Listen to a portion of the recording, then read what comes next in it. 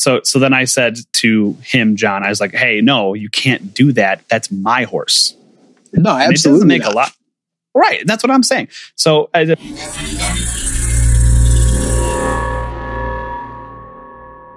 Matt. Hi. You're back. Where were you? I was on a secret mission. A secret mission? In uncharted space? You could say that. So I was gone for a while, as you guys know, for about 2 months. For at least it felt like 2 months for you guys. For me, it felt like years. It's been 84 years. You've been gone for that long?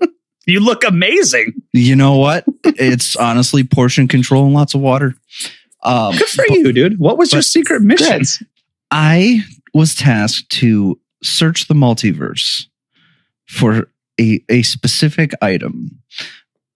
And it took me through many different types of Earths.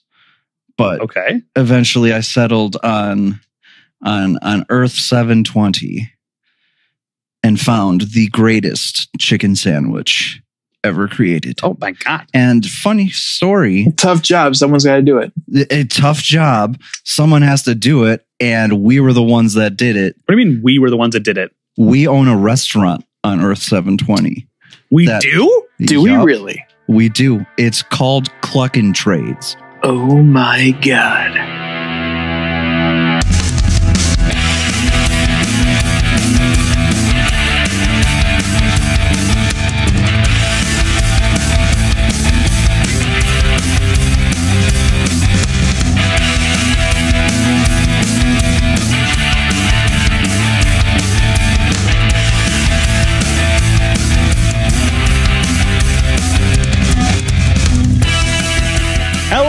Welcome to Talkin' Trades, the weekly podcast where we talk about comics so you don't have to. I'm Jeremy, I'm a DC fan.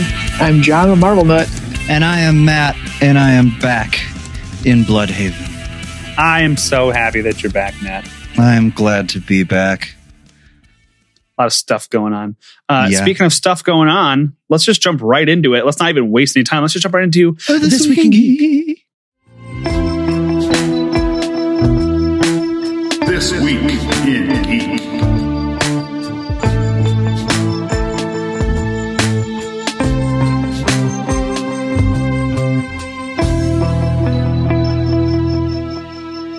This Week in Geek, boys. We got some news, got some information.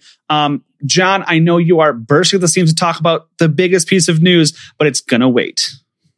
Oh, okay. Making him wait. Making him wait. Let's talk about, we talked briefly last week about WB is going to be releasing Wonder Woman on HBO Max December 25th, the same day it's going to be released in theaters. Happy Chex Mix. What we didn't talk about was so much deeper. We didn't know it's every single WB film for 2021 will be released in theaters and on HBO Max same day. Mm-hmm. Oh my God. That means that Dune is going to be released there. Suicide Squad is going to be released there. There's another big one that I know I'm forgetting. John, do you Godzilla versus King Kong or Godzilla versus Kong? That one. That's going to be sick. I feel like there's one or two other like heavy hitters that I just can't think of in the moment. I'll look it up. I know that they pushed back the Batman to 2022. Oh, the Suicide Squad. Yeah, he mentioned the Suicide Squad. Then Matrix 4. Matrix 4. That's Mortal Kombat. That's the big one. Oh, In the Heights, the follow-up to Hamilton that came first. Space Jam. Yes. Sherlock Holmes 3. I heard a plot tidbit on Space Jam. Did you? I don't know how I feel about it. Yeah. Not plot necessarily. What did you hear? Because I've heard some stuff that makes me not want to watch that movie. I heard that there are no Monstars. And I'm out. Well, like, what's the point? That's what I'm saying. I've heard they stayed with Looney Tunes in Looney Tune Land. I heard that this one is going to be LeBron James going into like old cartoons. Oh, I hate it. Is that what you've heard? What did you hear? Just that there's no Monstars? Yeah, just there's no Monstars. Yeah, I hate it. I'm out. I'll watch it. This is the same thing with Mulan. You're taking the music out. I'm done. See ya. I'll watch it, but I don't know if I'll enjoy it. I don't want to watch the Looney Tunes. Like Mulan, I will watch it. I will not enjoy it. Yes. Exactly. I did not want this movie to happen ever, but now I really don't want this movie to happen. Well, at least they have a nice logo. That's about all I can say for it at this Why point. can't they just make a different movie for LeBron James to be in? The guy is funny. Like, just make a different movie for it. It doesn't have to be Space Jam 2. Well, you see, my guess is the last Looney Tunes movie probably didn't do well, and Space Jam has the name recognition right now. Back in Action did so. It did. It was a movie. It happened. Released. It came out. You see, I saw it. I enjoyed it. The Animaniacs actually covered it with a nice song about rebooting things. Did they And really? yes, they did. It was fantastic. Sung by the great Yakko Warner. And of course, the Warner Brothers and Warner sister. That Paulson boy, he's a good guy. He's a It good is. singer. Sure is. I'm really enjoying the new Animaniacs so far on the Hulu. I have finished it. I am watching through it again. I won't go too deep into the Halloween episode, but they do spoof it, and it's amazing. What do they spoof? It. Yeah, what? The story about The clown. Which story? the one about Which clown story? The Pennywise the dancing clown, though he's What's not that called movie called Pennywise. again? It's called It. Yeah, what's it called? It's It. Who's on first? What is it? It's It. Third base. That's the one I was waiting for. Yep. Good times. That's me drinking my water because I'm so thirsty for more of those terrible jokes. John, just go ahead. Just do it. Dr. Octopus himself, Alfred Molina, will be in Spider-Man 3 between Marvel Studios and Sony. Things that you love to see. Now, John, when you heard this news, what did you feel on the inside of your body? What feelings came up? Elation, mostly. Elation. I'm so excited. Same. He's amazing. He was fantastic. And there's I have so many thoughts on this whole movie. So if we're done with this Week in Geek, I have no other news. the one thing I do want to touch on, Legendary is not happy. The studio that produced Dune and Kong versus Godzilla is super not happy with Warner Brothers because apparently they footed most of the bill for those two movies and are like, so without ticket sales. Thanks for making us a part of this decision-making process, Warner Brothers. Mm-hmm. Well, that stinks. They kind of made that decision pretty rashly. I know. So negotiations as of today, December 8th, are currently taking place between them. So, yeah. Wow. Oh, So I do have one there bit of is movie that. news before we move on. The Monster Hunter movie was pulled from China just one day into it being released in China. Sure was. Yep. For an incredibly stupid racist joke. I don't know exactly how the joke goes, but it's not even I don't know if the joke I heard is the joke. I'm going to tell you the joke that I heard from the movie. You tell me if it's the same joke. Okay. Somebody says something along the lines of, well, what kind of, it's a Chinese person says this. This is the Or they joke. say it's to a Chinese person. What kind of knees are those? And they point to their knees and go, Chinese. That is the joke that I heard. Oh my God. That is, yep. Okay, let's just Now, for one second. Let's just for 1 second. Hold on. Let's just ignore how racially insensitive that is, and let's just look at it from a joke standpoint. It's not a joke. That's not funny. That has no anything to it. That's ignoring all of the horrible things, like the racism in there. Now let's bring the racism in. What are you thinking? What are you thinking? I mean, Who wrote that line? What 85-year-old man who says, well, my granddaughter has one of them Facebooks wrote that line? I mean, we could, I'm sure, find the scriptwriter for Monster Hunter and definitively reveal who wrote that What line. a bad idea. What a bad line. I didn't plan on seeing that movie anyways. No, yeah, no. This is the kind of thing that, like, I am surprised got through many levels of approval and into production. I think that this was one of those things that kept getting through because everyone was like, this is a problem. But one guy who has just enough pull was like, no, we're keeping it. I like it. It's just one guy. Like, it's freaking Craig. And everyone hates him. Like, just from the joke standpoint, that is just such a bad joke. Right. That's a joke that, like, your old grandpa tells and you just kind of roll your eyes like whatever. And then he runs off yelling about minorities. And you're like, okay, well, we don't need to listen to grandpa. But like, yeah, it's not funny. It's not a joke. Oh. No, and that's definitely not a hill worth dying on to, like, no, this is art and should definitely stay in theaters as is. Like, no. Right. Pull the cord. Like, call it a day. Like, I'm sure there's... in fact, I can think of a movie that was very good and had actual racial jokes in it that were done appropriately. And it's that... is it Sorry for Calling? Oh, yeah. Sorry to bother you. Sorry to bother you. Where the guy puts on his quote-unquote white voice and it's David Cross. That's hilarious. That's a joke. It has racial charge, but it's a joke. It's very funny. It has something behind it. Oh my God. Yep. I did not intend to talk about this long, but I'm baffled that this happened. I mean, we are, aside from comic book readers, we're also joke makers. So I feel like we could have written a better joke given, I don't know, 2 minutes. Oh my God, dude. We would have just not written it and it would have affected the movie in no way. Right. Not at all. Not a single. Because I guarantee you that is not a plot sensitive joke. It's the whole crux of the movie. Is that no, that is the soul. This is the no man's land of Monster Hunter. You don't understand.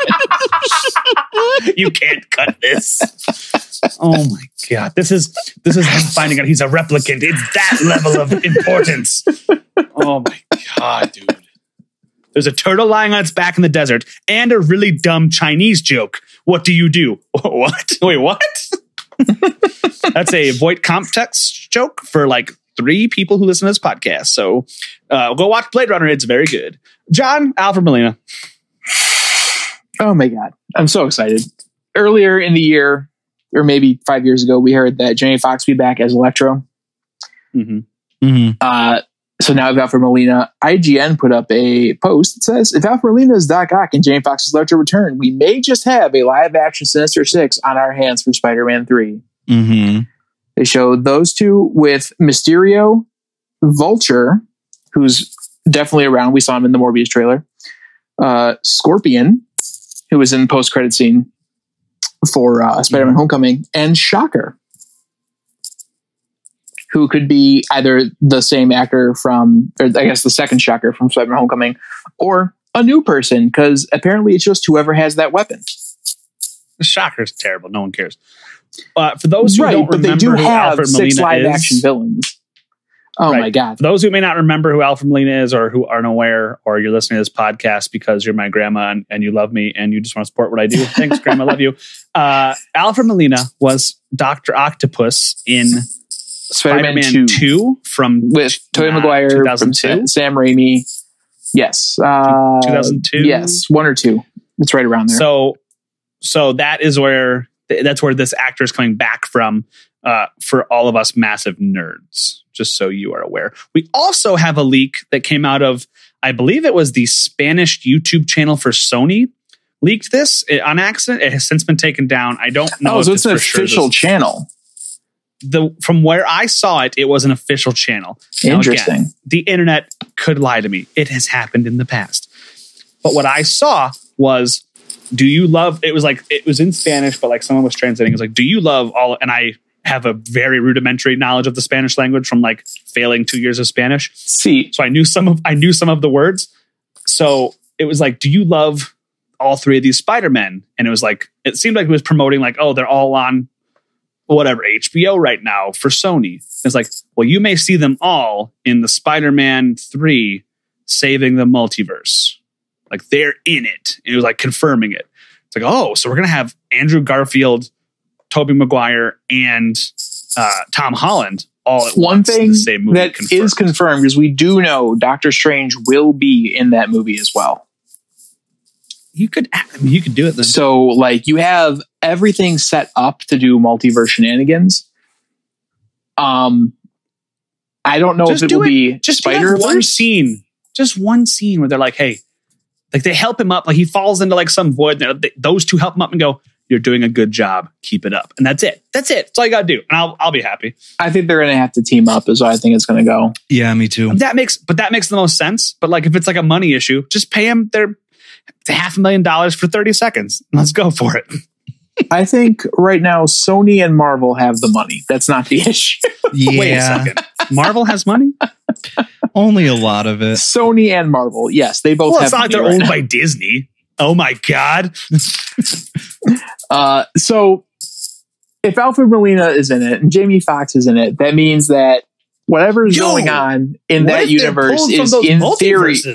So that's the thing. Like, it's taking place during Spider-Man 2 and during Amazing Spider-Man 2.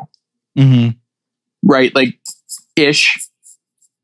That this tracks because at the end of Spider-Man 2, spoilers, Dr. Octopus dies. Mm-hmm. That'd be amazing. So it's like during then. So I think some stuff's going to happen and they're going to have to come together. And I think, yeah, you definitely could see Sinister Six happen. That would be really cool. It would be really cool. I feel so stupid for not putting that together earlier, that like Andrew Garfield and Electro come out of like that one multiverse, Alfred Molina and Tobey Maguire come out of another universe, and like they'd all be pulled in to like this. I'm so stupid for not putting that together earlier, and I feel really dumb. But like the aha moment that I just had feels like I hope discovered the theory of relativity. Holy cow! Is a like incredibly deep cut joke when J. Jonah Jameson in Spider-Man 2 calls Dr. Octopus Dr. Strange. I hope that comes full circle, but we'll see. That'd be amazing. I'm asking for a lot.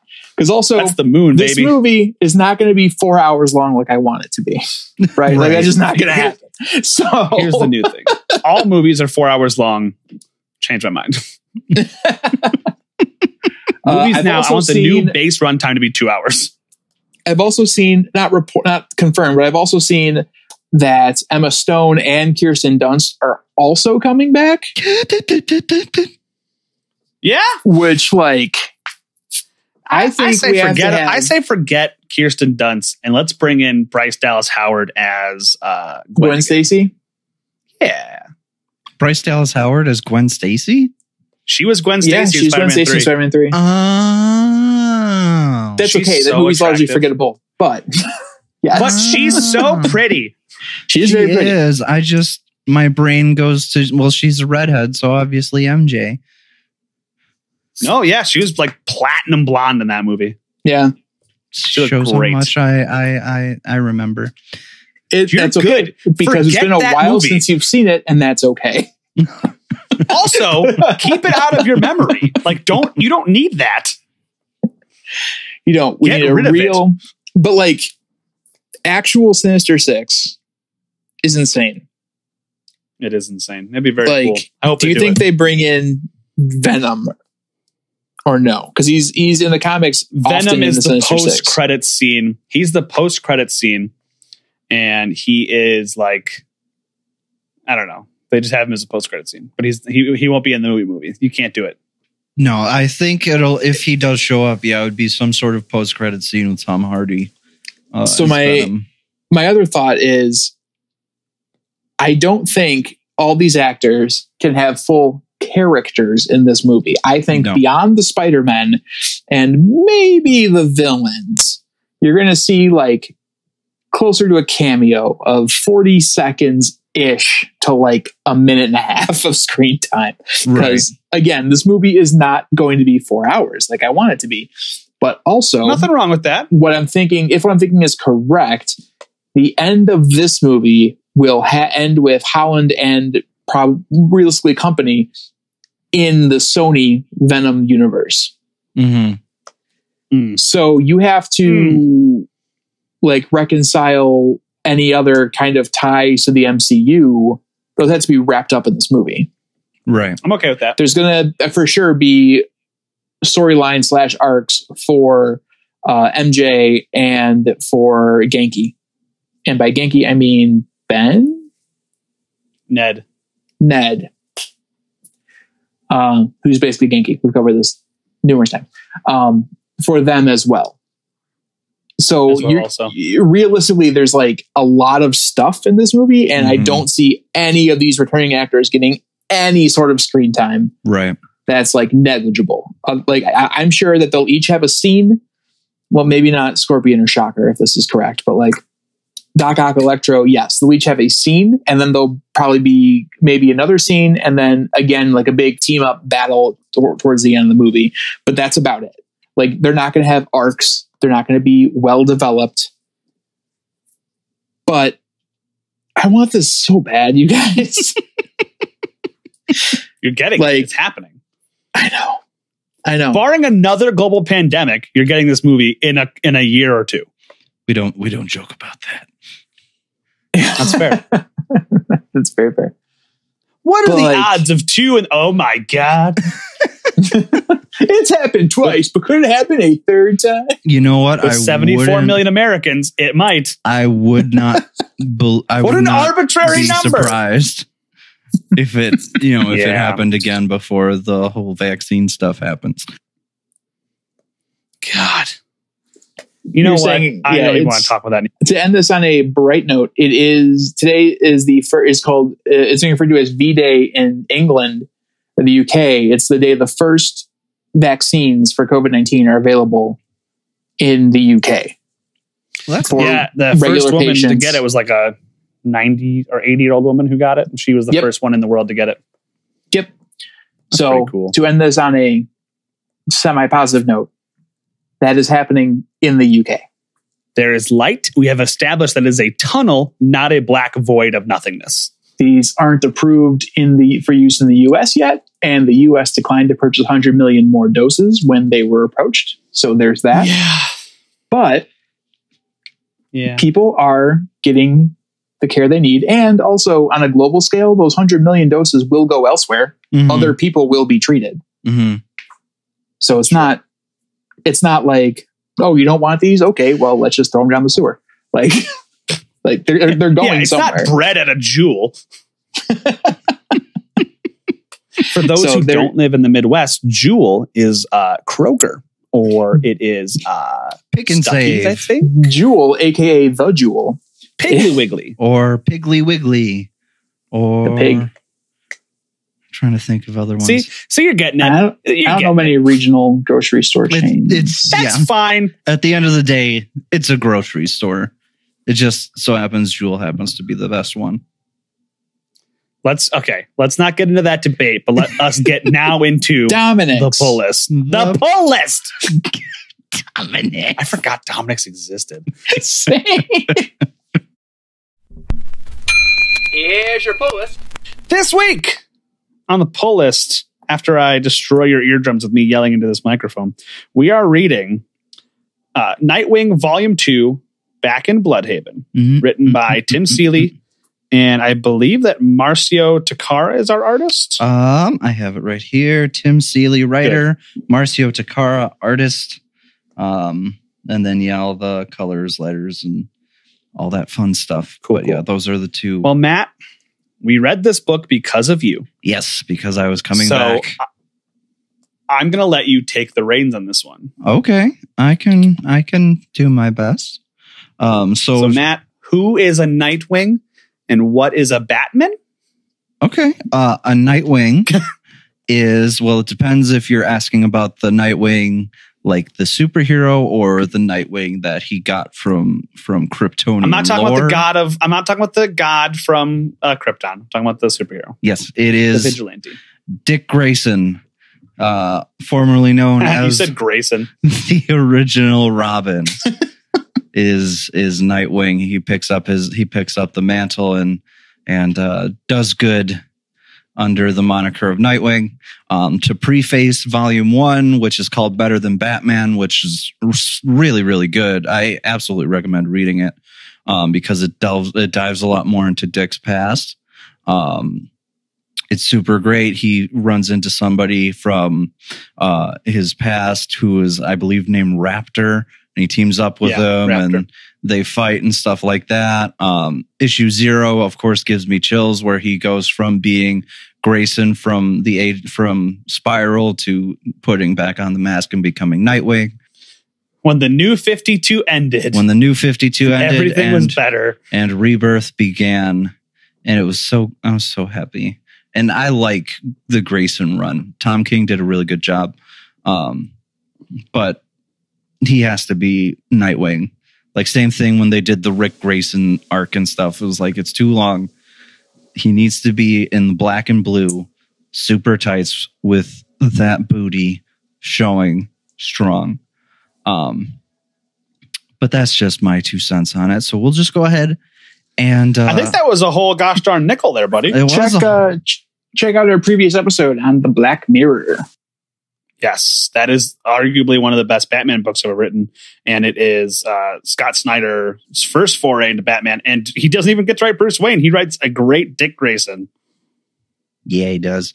And I mean, there's been hummings about him doing a Nightwing book for Black Label, and I need it so bad.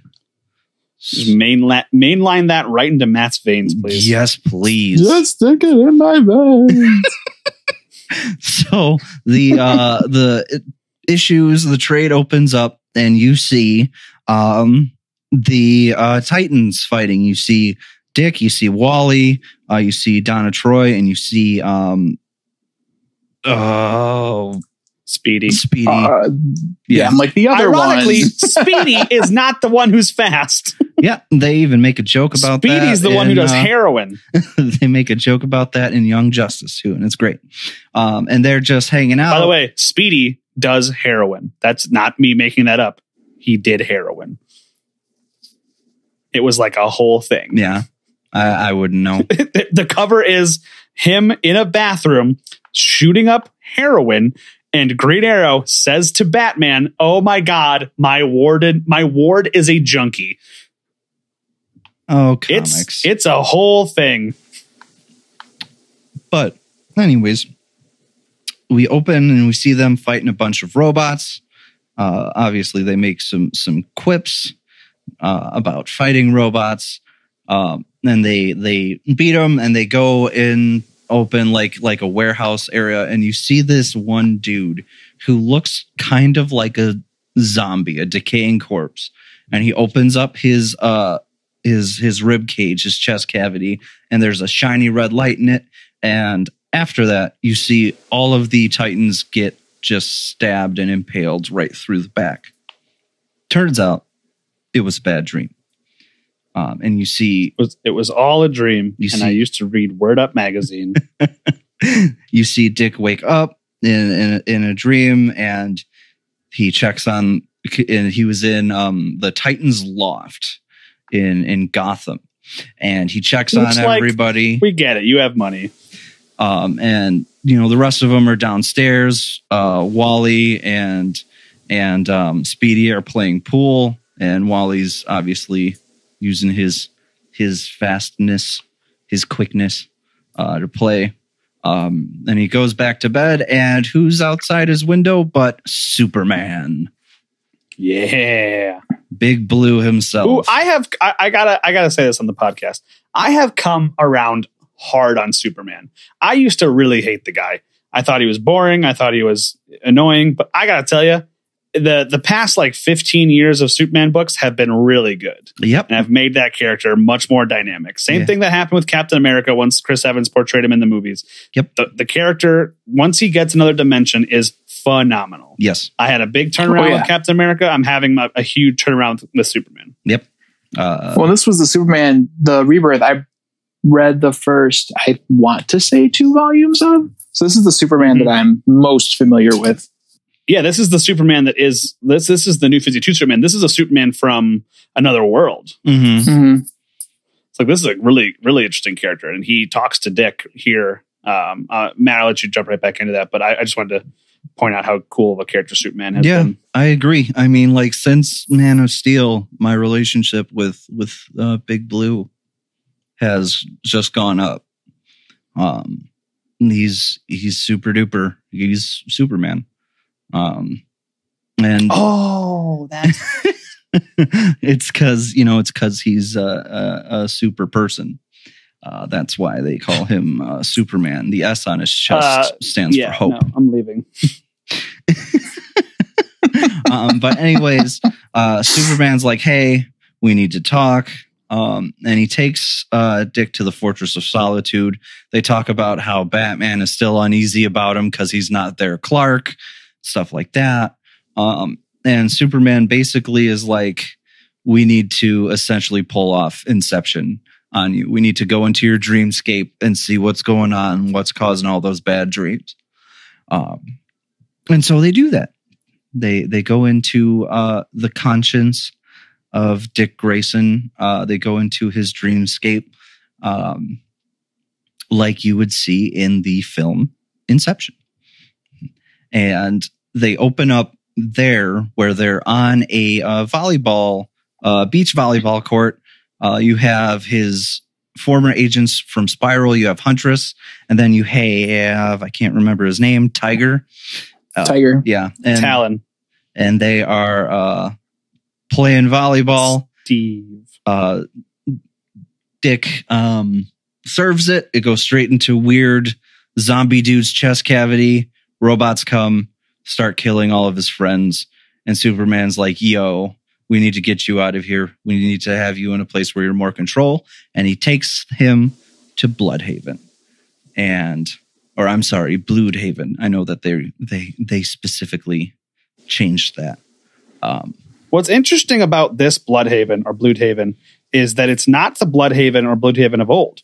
The old Bludhaven was like a gross, rundown, like sister city to Gotham, but now it's like a coastal town, and it's kind of like Atlantic City. It still has a scummy side, but like it is not the same. It is now Bludhaven, not Bludhaven. Yeah. Bludhaven is a horrible place. Bludhaven has its upsides. Yeah. And Superman's like the Nightwing from my universe, after Gotham moved here and started anew, and had his own city, and stuff like that. And you see Nightwing, he looks out and he sees Barbara, he sees Damian, he sees Bruce. And he's like, okay, so I have my friends here as well. The robots come, they fight, they get overpowered again. And you see them, I can't remember the bad guy's name, but he takes advantage of Nightwing's compassion for his friends, and it teleports him basically to a cemetery where on all the headstones are the names of his friends. He puts the hurt on Nightwing, and Superman's like, hey, you're not alone here. And he was like, think about the people that you lost, and the big bad guy gets hit in the back with laser beams, and you see his Superman, as well as Tim Drake, who died in Night of the Monster Men in that event that took place during... just chime in real here. He didn't die in that event. He was just displaced. Okay, at this point, we didn't know that he was disappeared. At this point, we only knew that he was dead. Know the future. I mean, it's like, we know the future now, but back when this book came out, we didn't. Ugh. You're such like... Time is like relative, man. You're right. Stop, you're both pretty. Thank you, John. That's true. Keep saying it, John. But yeah, they show up, and he's like, and the big evil monster dude is like, you're going to need more than just those two. And he's like, you're right. Good thing I have lots of friends. And you see this nice big old page of just Nightwing with all the people that he's impacted in his life. You have Batman with an anime style power of friendship. Hell yeah.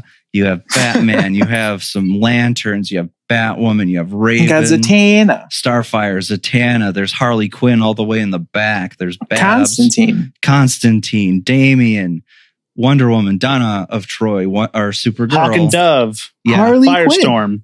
Yep, Firestorm, Hawk She's and like- Dove. Yeah, like squint a little, but she's there. Yeah, she's there. Both Superman. Baz, the Green Lantern, Baz. Yeah, he's there. Mm-hmm. He's there. Tim Drake, both of the Flashes, Green Arrow, Black Canary, Beast Boy, Cyborg, Huntress, everybody in the club about to layeth the smacketh down on these robots and this weird tentacle monster dude. Superman gives him a lift and he drops him right into his chest cavity where he kicks the shiny and defeats the big bad monster man. And with it, you see the rest of the Justice League back in the now. And Batman is like, you know what? You're all right. And Superman was like, oh, I guess I got the Nightwing bump. And Superman says, out of all the things that's different from my world, the one constant has been you. You still have the same amount of compassion and love that you had with the Nightwing that I've known, which is nice and makes you feel good. And that's just kind of the lead up into the official story of Welcome to Bludhaven. Yep. Yeah. Dick decides he's going to spend some time kind of focusing on himself. And for that, he's going to leave Gotham for a bit. Yes, and go to Bludhaven. Go to Bludhaven. We can feel free to edit this joke out, but he just needed some dick time. You know what I mean? Don't edit that out. That's great. It's amazing. That's That is the kind of joke that I would fight to keep my movies in theaters in China over.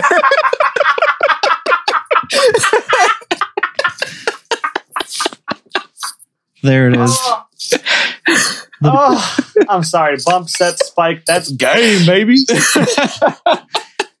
You love to see it. You love to see it. You don't expect it, but you love to see it. Oh, my God.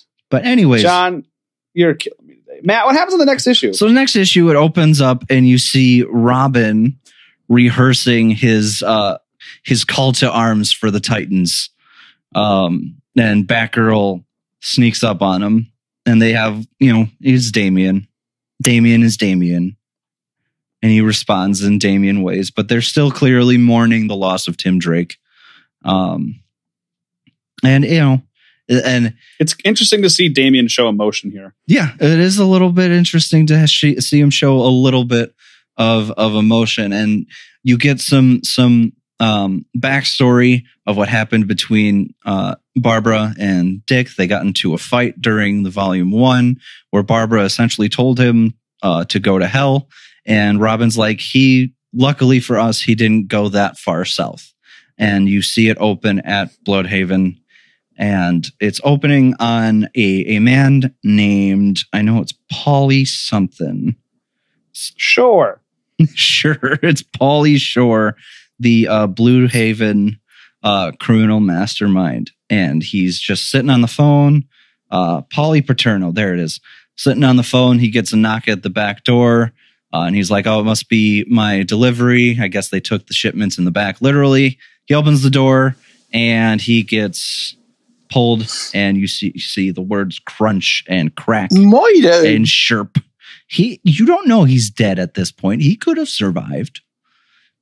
But no, he's super dead. Then he's super dead. But then it cuts to an interview where it cuts to a different kind of attack, an interview.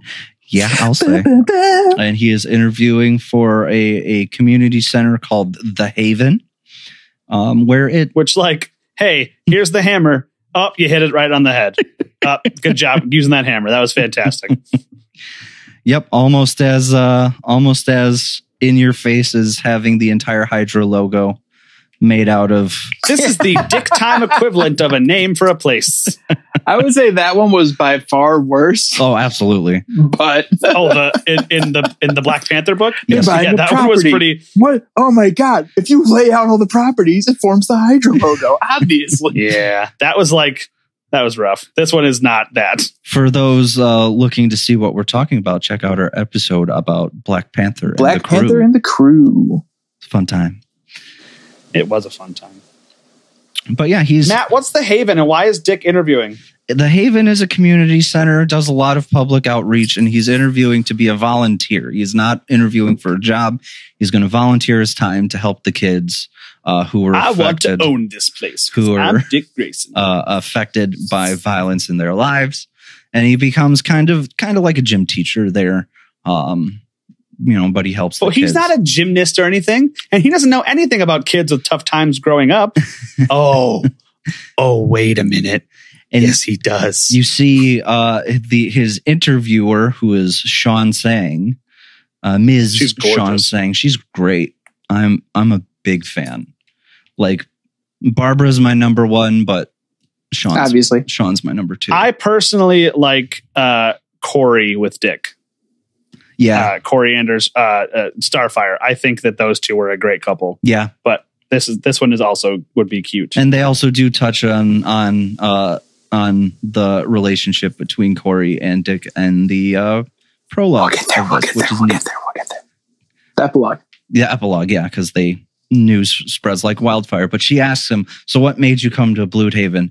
And you see him open up like, I want to trust people again and do things the Dick Grayson way. And, I trusted a guy and it got a lot of people killed. And then after all that, in the bottom corner, it says, that was what that's what I wanted to tell her. When in reality, he just said, that new tourism campaign really worked on me. I just can't wait to, quote, get my blood up. And he's like, sorry, when I'm nervous, I make jokes. And it's like, we get it. You're perfect. Don't ever apologize for being Dick Grayson. For those who may not be aware, Matt really likes Dick Grayson. I am a very big fan. And it actually all started off in a very odd way where I was at a con and there was a Batman Beyond hat. And it was the last one. And our buddy Trevor took it. So I was like, fine, I'll take the Nightwing one. And purchased it. Yeah. And purchased it. And then it subsequently got tore up by his dog years later. But I was like, sure, I'll take the Nightwing hat. And I still have that hat. And that was what opened the door for Nightwing and I, was a hat. So thanks, Superhero Stuff, for not having an extra Batman Beyond hat. Though I still want one. We'll find you one. We will find you one. It'll happen. I imagine it's not too hard to find. I imagine it's the ZC's going to superherostuff.com. Not that we're sponsored, because we're not. Yeah. But we would totally be, though. We'll sell out. But anyways, so he gets the job, and the way Sean was like, tells him he got the job, really, I feel like is just a great thing to mention, especially in our climate in America. Well, Dick, congratulations. Long hours, zero pay, and non-existent benefits await you. And he's like, haha. This issue released in 2017. So she offers him the job. He takes it because he's Dick Grayson. Yeah. He's a good But who's person. the skeezy dude? That is Mr. Nice? Mr. James Nice. Dude, who's obviously a good person. His name is Mr. James Nice. Yep, that's what I thought too. I only thought this is a good guy. He is a part of the board for the Haven, as well as he also is the city budget analyst for Bludhaven as well. He volunteers his free time to the Haven to help these folks. Or, he's got like the haircut. Yeah, he's got the haircut, shaved sides, long on the top, has a little bit of that hair that goes in his face. I just imagine he's like, bro, synergy. He's kind of wearing like a reverse. He's wearing like a reverse Joker, where it's like a green suit with a purple shirt. Yep. Which is neat. Yep. And he has a similar. This guy definitely says the word synergy unironically. Yeah, absolutely. While folding his fingers into each other. Absolutely. And he goes, let's regroup and let's touch base at lunch next week. We're just trying to find new opportunities to shift the paradigm and just become more productive. This guy has a picture of Elon Musk above his bed. But anyways, he comes in and he, says, oh, sorry, I hope I'm not interrupting. I can come back. I'm like, no, Dick was just leaving. And then you hear them talking about their plans for the evening. And he said, I wanted to talk about tonight. And he said, I think they need to wear their costumes tonight. And she's like, I don't know, it might be too soon. He's like, no, trust me, it's fine. I think it'll work out. What that is, we don't know. But it sounds like a scary. Sure does. Sounds like something bad's gonna happen. Listen, I don't know about you.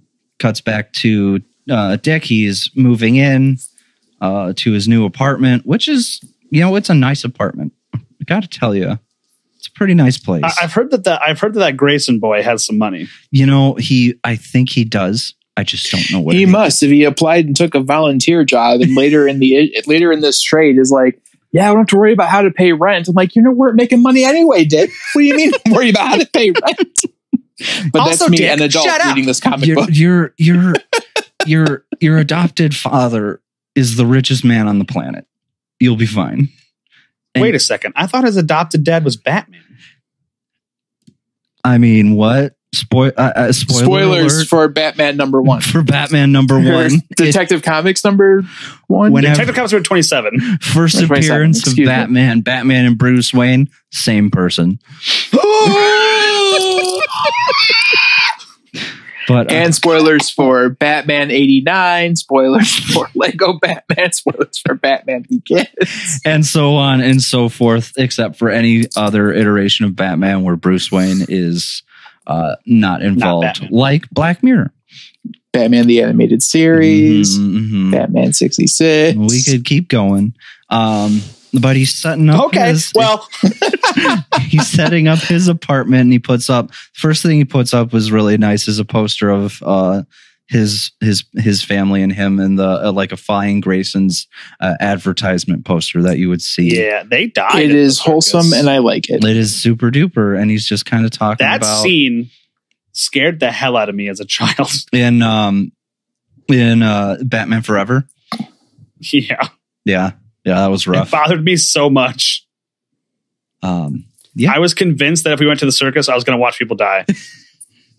Nope, you'll just see. But nope, I just saw copious amounts of animal abuse. Yeah, I was going to say, just animals get horribly treated. Yeah, animal abuse and clowns. Which is people abuse. Can't forget the clowns. Yeah. But he's setting up, and he's just trying to remind himself who he is. And he's like, this shouldn't be too hard.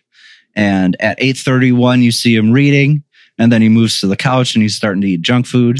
Then he starts reading a comic book based on the book he was reading.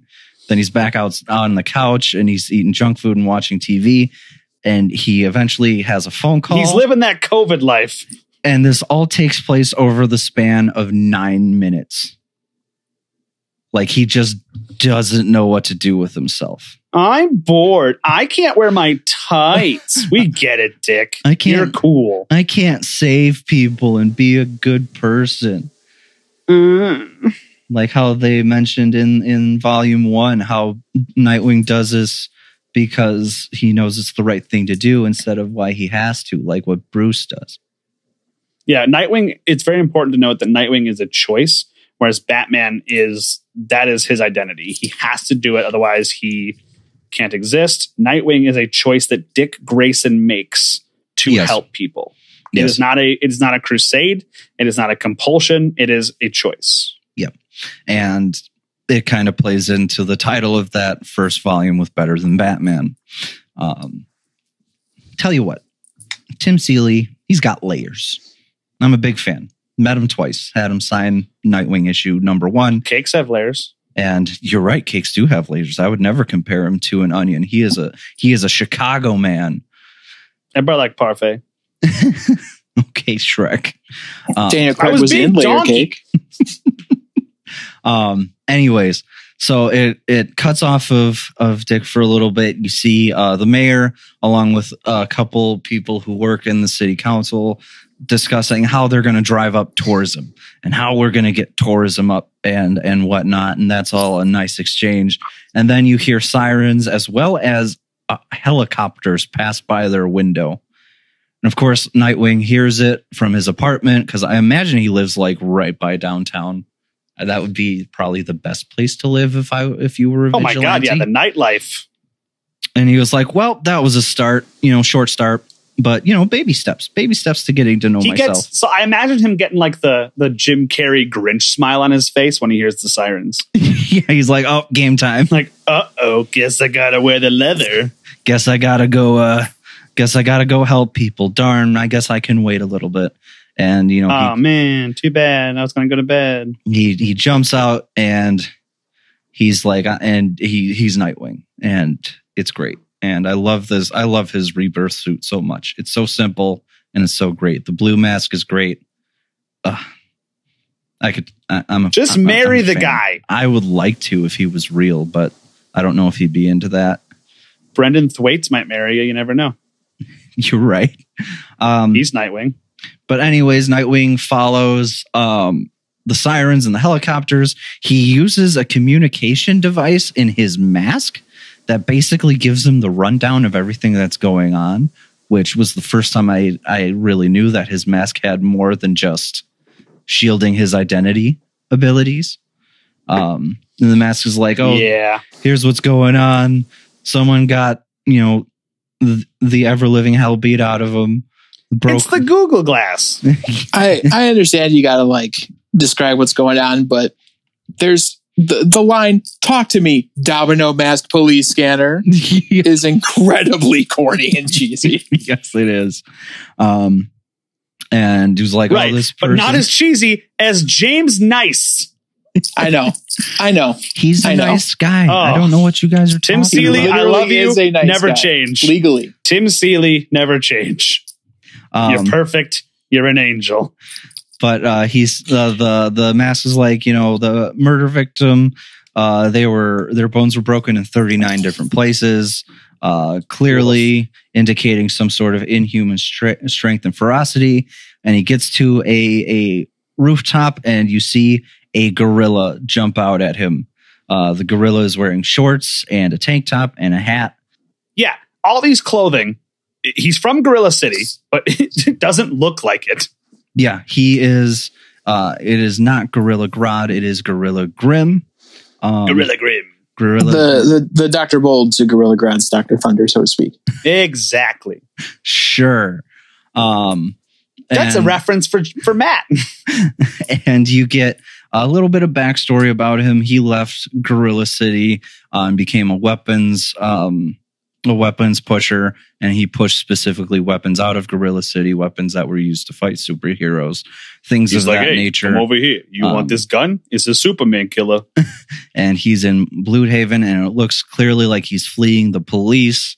Nightwing takes him down, and Gorilla Grim starts saying how he is innocent.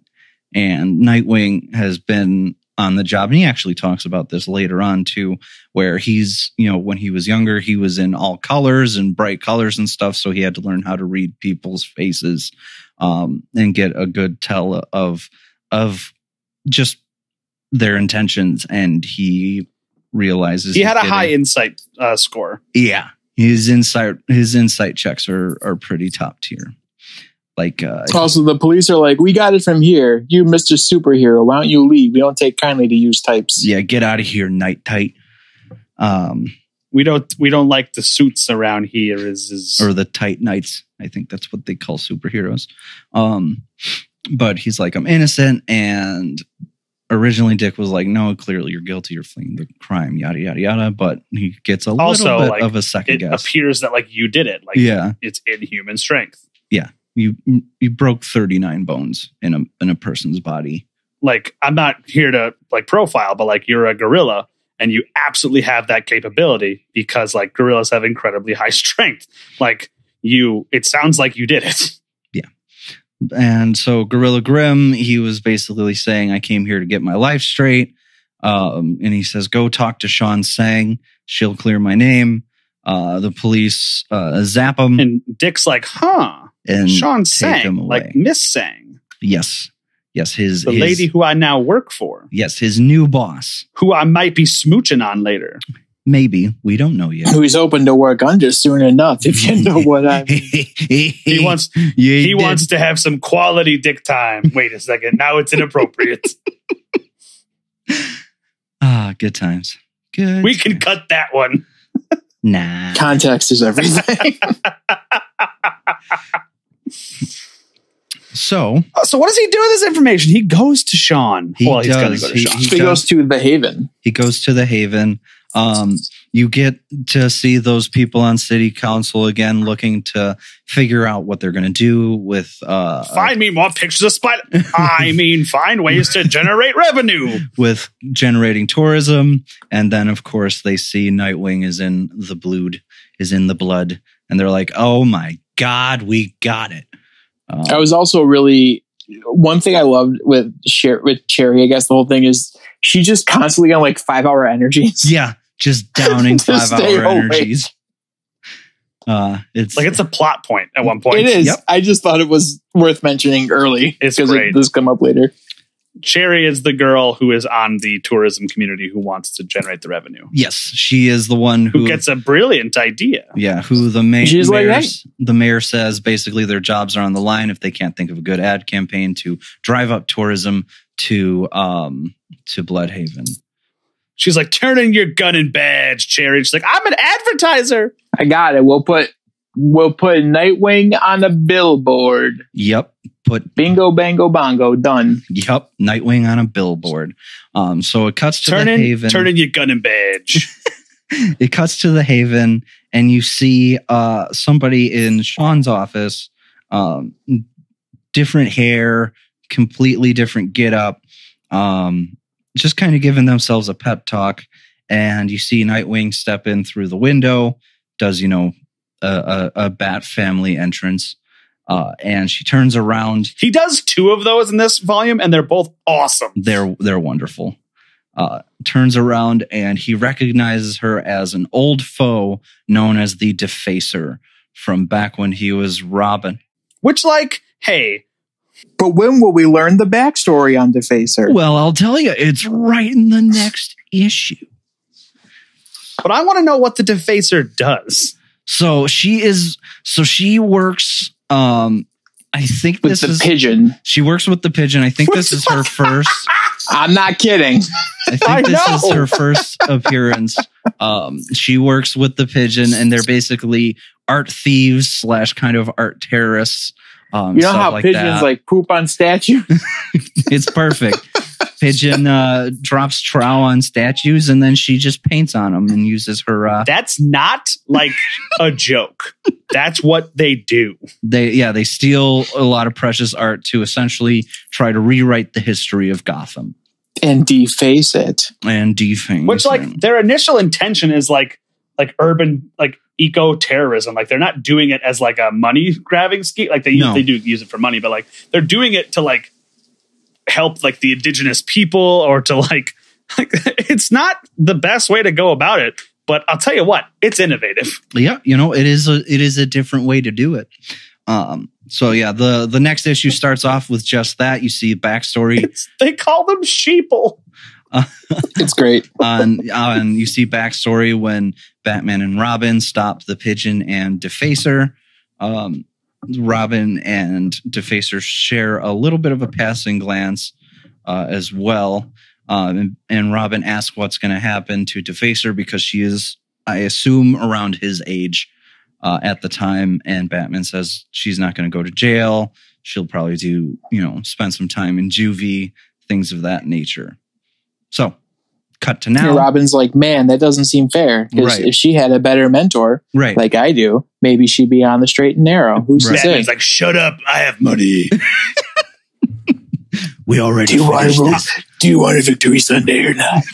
I am not a well-rounded character with stable emotions. I would love. I will reward you in ice cream and ice cream only. That's a Donald Trump Batman you're getting into. I hate it. I wasn't trying to.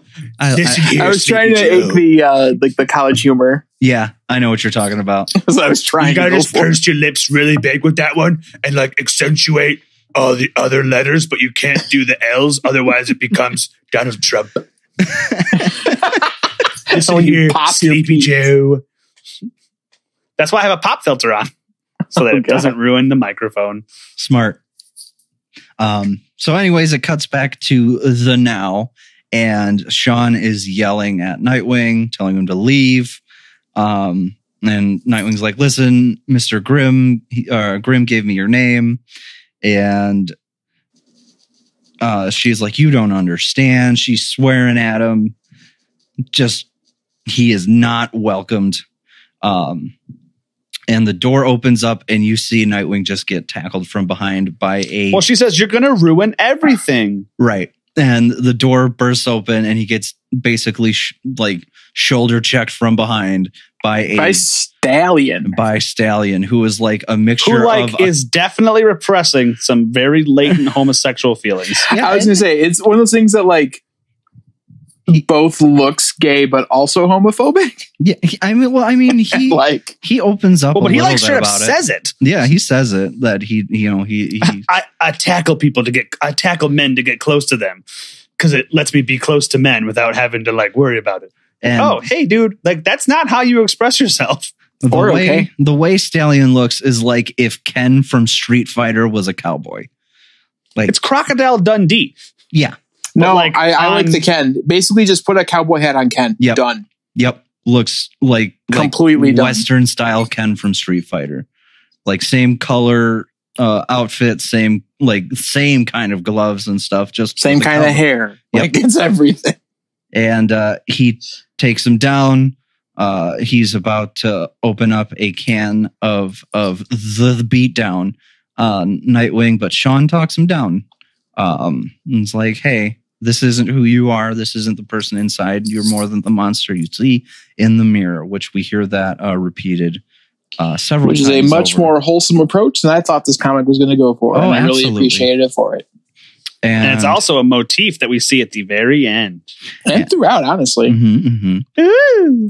And then we find out Stallion is the first of the runoffs. Which are a series of minor villains from Gotham who went to list villains Bludhaven to kind of do the same thing that Dick's trying to do. Yeah, since the time on them, start over, that sort of thing. Yep, they all want some quality alone Dick time. That's all really anybody wants in this life. That's what I'm saying. And you get to be introduced to all of them. You have Thrill Devil, who just is. He's so cool looking.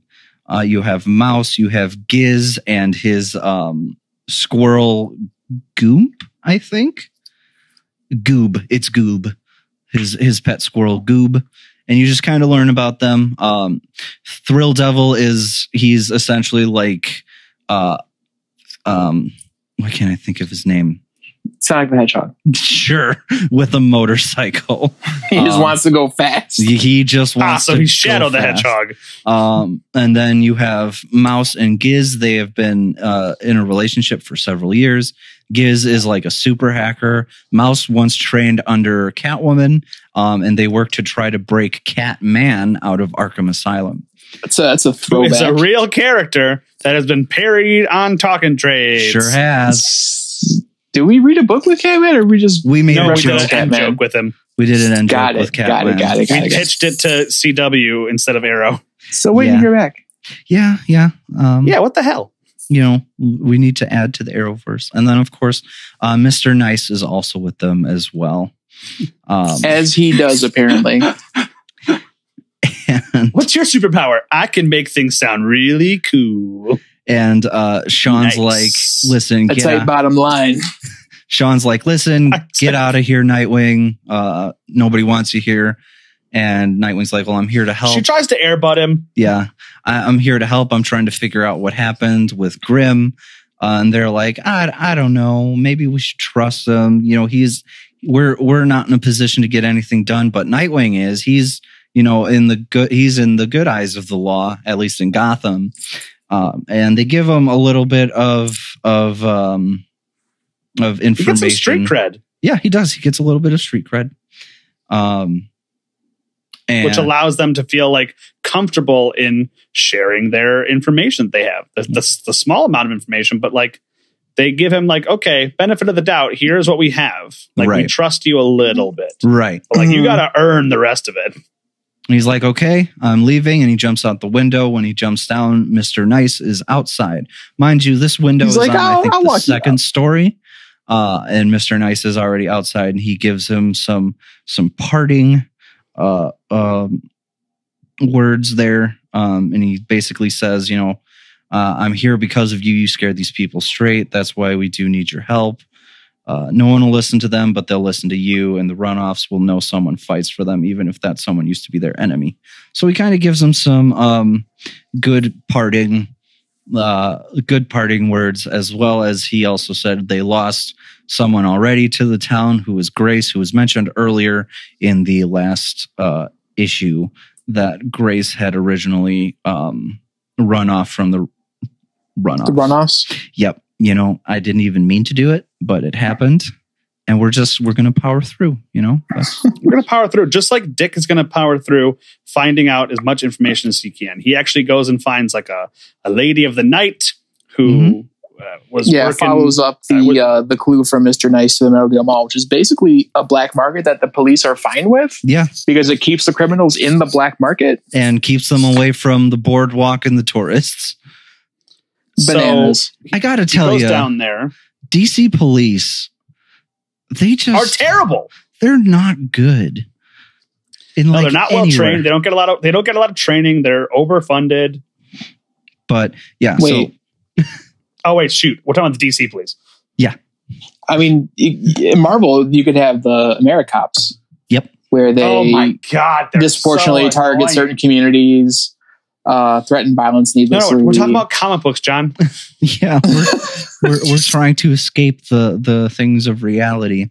But yeah, he goes down. Speaking of escaping reality, Dick is talking to this woman, and she's like, "Oh yeah, I used to see him. He used to have me do these weird scenarios. Yep, like King Kong." King Kong type scenarios, because he wanted to go straight. He didn't want to menace people anymore, but he still had to get it out of his system.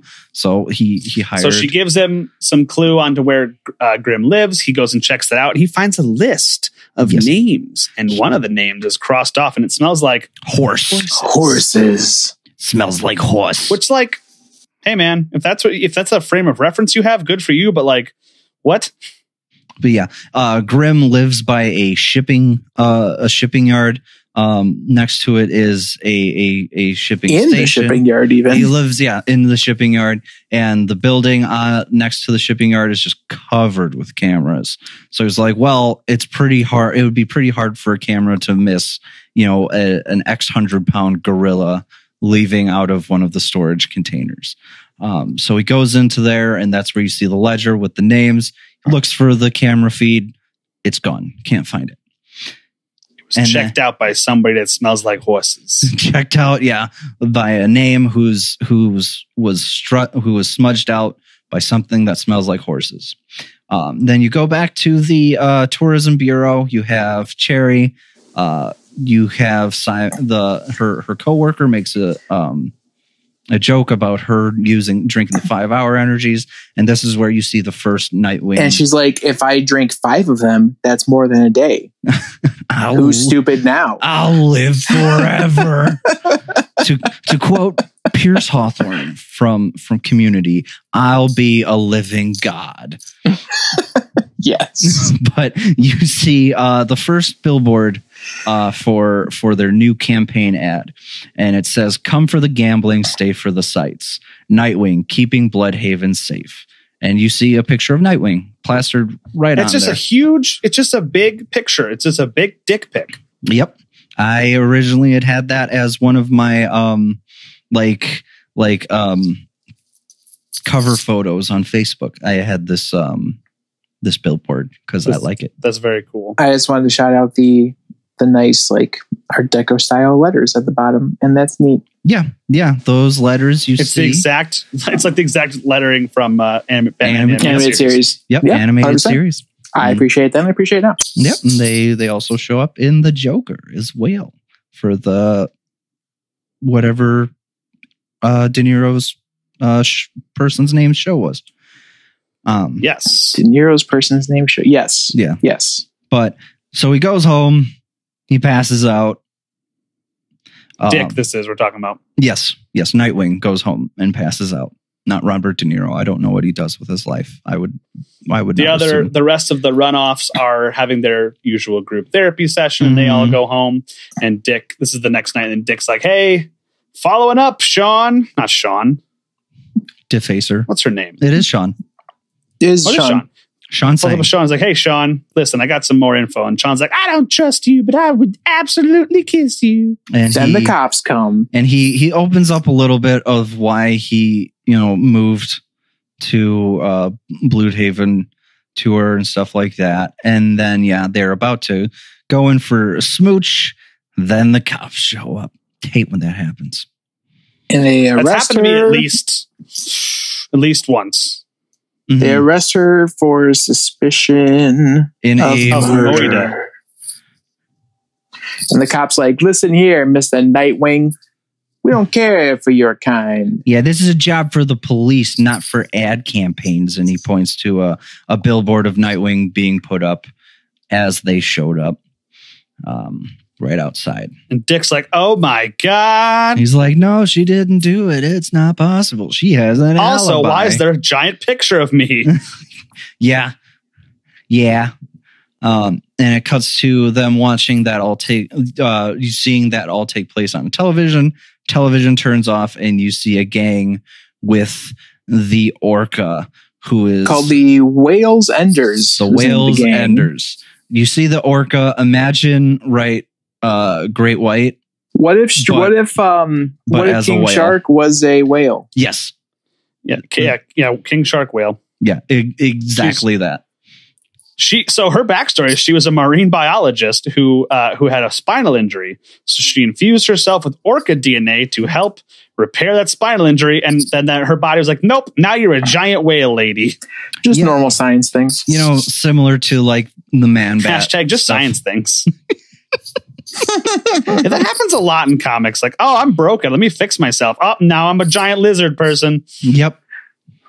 Good old. Yep. What was the name of that exact same backstory, actually. The villain that becomes a giant lizard. The salamander. No, it's Kurt Connors. The lizard. The lizard, of course. Thanks for ruining the fun, John. The next issue opens up with spoilers for Amazing Spider-Man. and for like Spider-Man 732 in general. And the animated series. Just any sort of time where the lizard shows up. Who?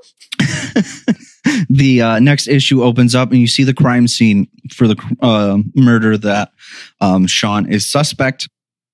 You see a man, and it's been defaced. Yes, it has, and it's another higher ranking mob boss, criminal, organized crime player.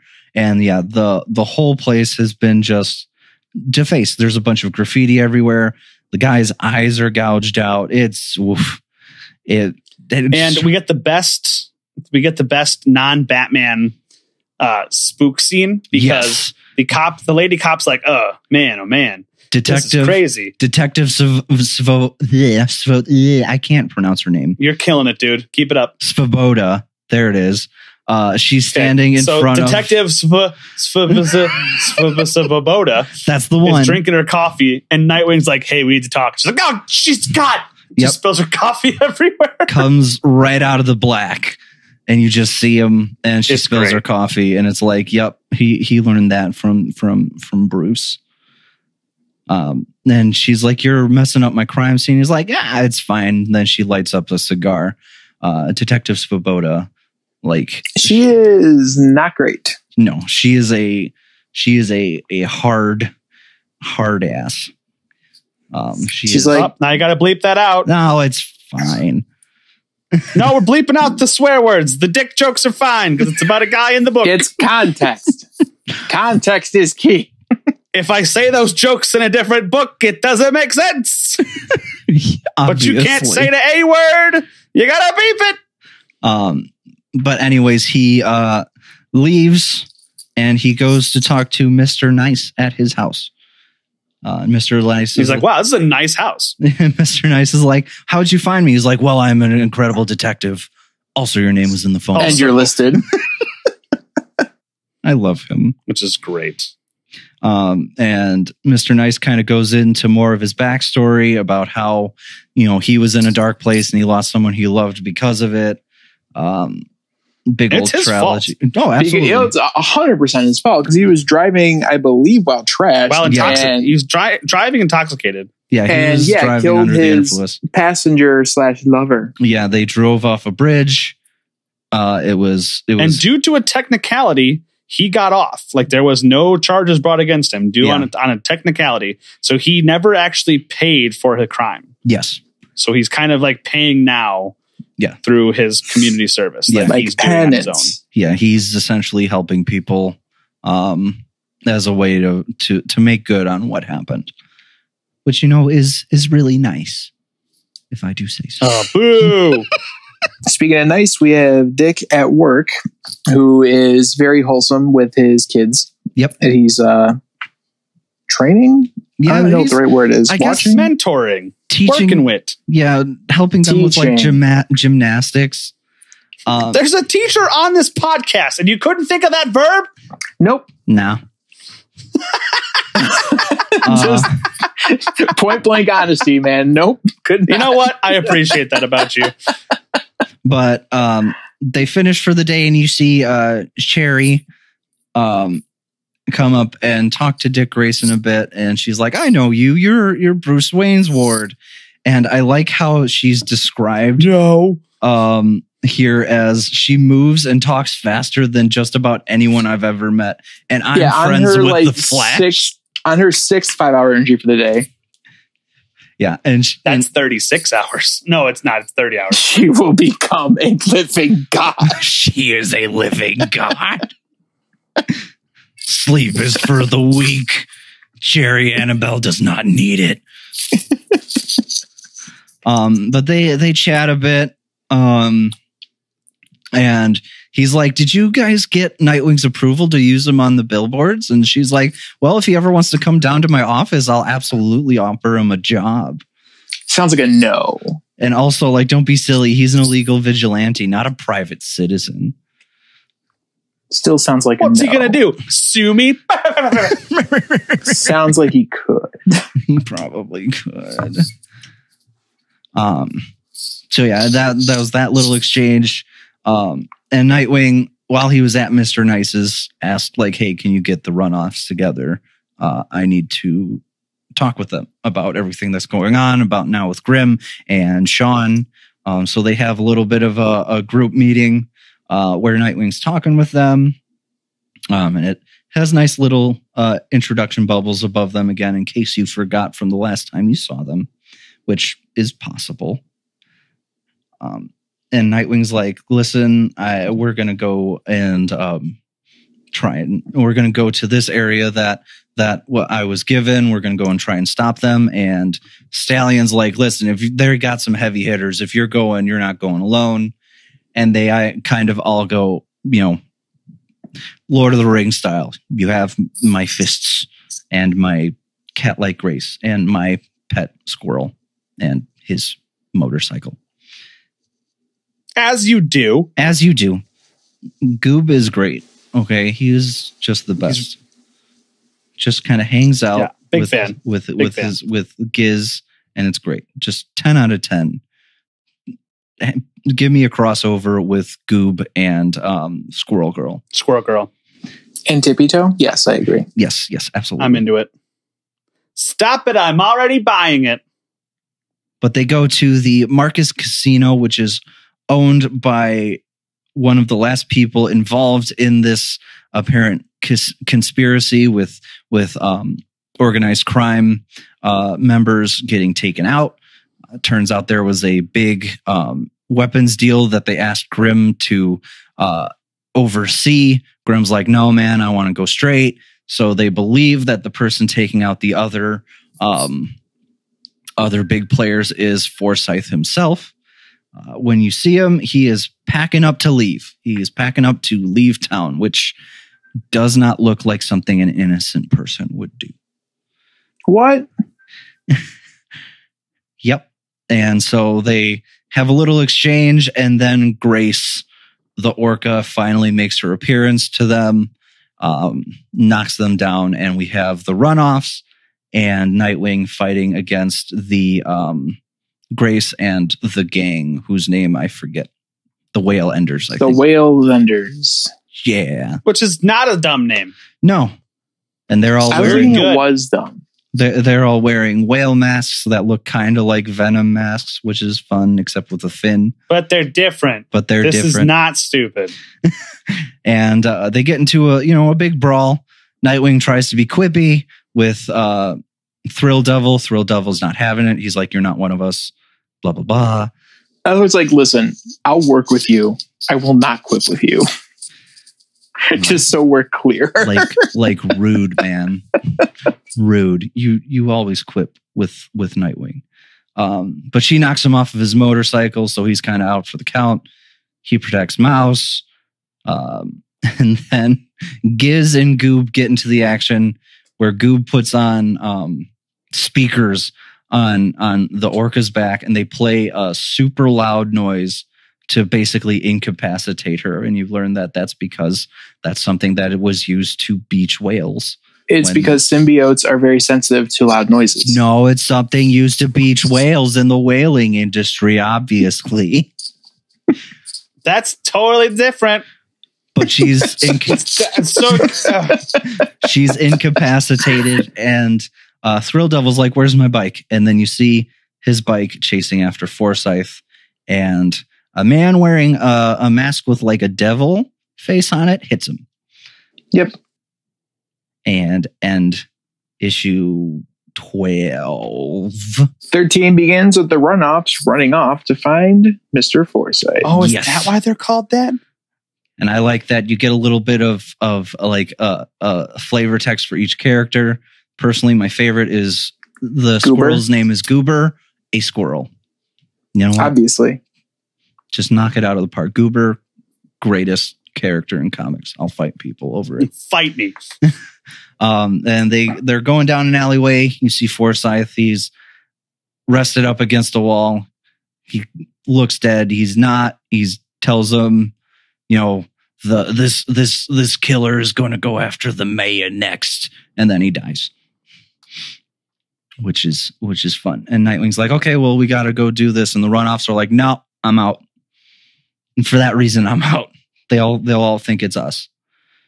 And we cut to an interrogation scene between Sean and Svoboda, where Svoboda basically offers Sean a deal. We don't know what that deal is. And Nightwing is on his way to save the mayor. Yeah, Svoboda's whole thing is like, this was pretty open and shut. Nightwing didn't believe it was open and shut. I can't have him be right because he's a vigilante. Right. I can't have him be right. Well, that's her plot. Yeah. That and the pursuit for more coffee. Yes. And also smoking cannot cigars. Be understated. Yeah. She likes coffee. She likes cigars, and she likes being in control. And you Is find there anything better in life? I would say, there's like sleep, because you finally see Cherry sleeping. I would also say iced coffee.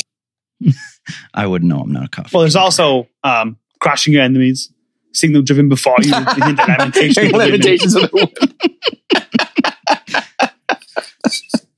I can't think of many times I've been able to use that, but I'm glad that I could. God, such a good line.